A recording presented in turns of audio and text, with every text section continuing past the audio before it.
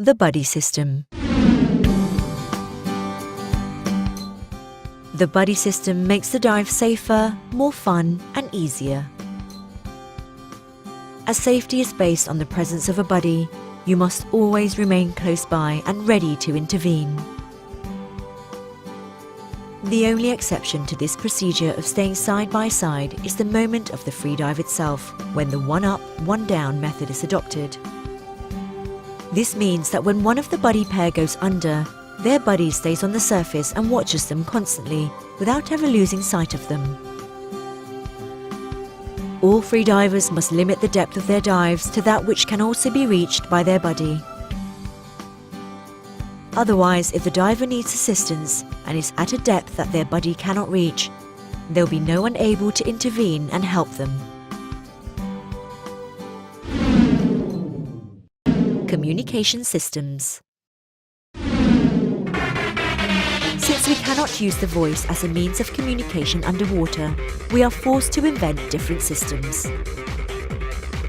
But even on the surface, it is often not easy for a freediver to talk. If there are waves and you take the snorkel out of your mouth, you may inadvertently swallow water. For all these reasons, divers generally communicate using hand signals, which must be coded so as to be immediately understandable. Fortunately for us, the signals used by divers are practically the same all over the world and allow us to communicate simple concepts with divers from any country. However, it is not enough to give a signal. You need to be sure that your dive buddy has completely understood what we want to communicate. There are therefore precise procedures to be implemented. The first step is to get the attention of those who must receive the signal. Before giving a signal in the water, you must be sure that the person to whom it is addressed is actually looking at you. The signal must be simple, unambiguous and previously agreed. Signals that are too complex are often not understood. There cannot be signals that are too similar, as they are ambiguous and could be misinterpreted by the recipient. Finally, there is no point in inventing a signal in the water. If it has not been agreed with the buddy before, it will be difficult to understand. To be sure that the communication has been effective, you must wait for the received signal. The best way to confirm you have understood what another diver wants to communicate is to repeat the signal and then give the OK sign.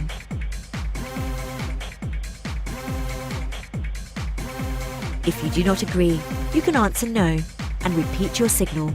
In this way, you indicate that you understand the request, but you do not agree with it. Naturally, for this communication system to be effective, it must be immediately understood by both dive buddies. So it is always best to review all the most important and specific general signals that you might need with your dive buddy before venturing into the water. Free divers do not only communicate with each other in the water, but also with the person who takes care of the assistance on the boat or on the shore. You cannot always do this using your voice. The distance, the wind, rough seas can complicate communications. It is therefore necessary that the assistant also participates in the review of the general and specific signals. The dangers and the protection of the aquatic environment. The number of dangerous predators for humans in the water is insignificant compared to all the wonderful creatures you will encounter.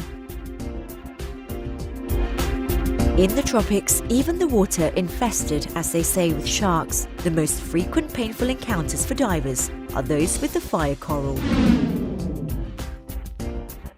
A colony of microscopic stinging creatures that does not move at all and that is touched due to distraction or ignorance.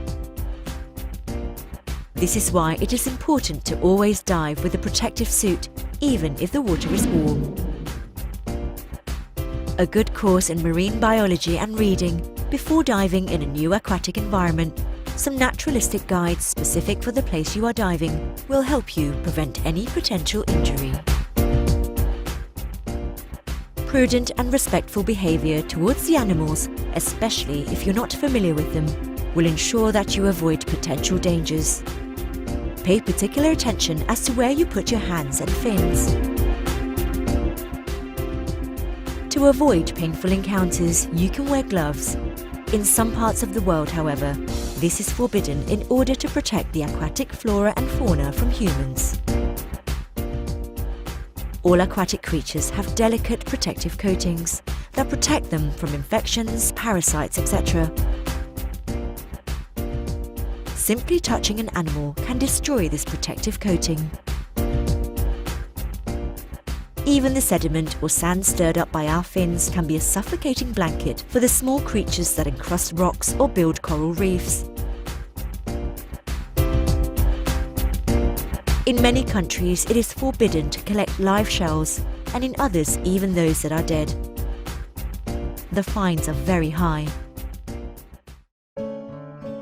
When you descend into the underwater world, remember that the animals you are observing are wild.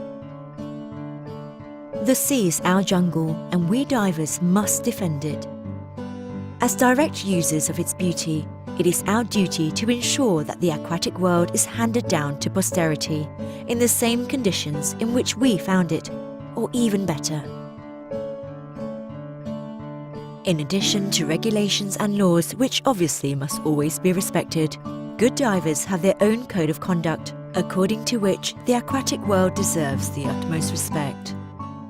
Be careful not to pollute, not to leave trash around, and if you are a fisherman, not to take anything that is not permitted by law and that will not be eaten later.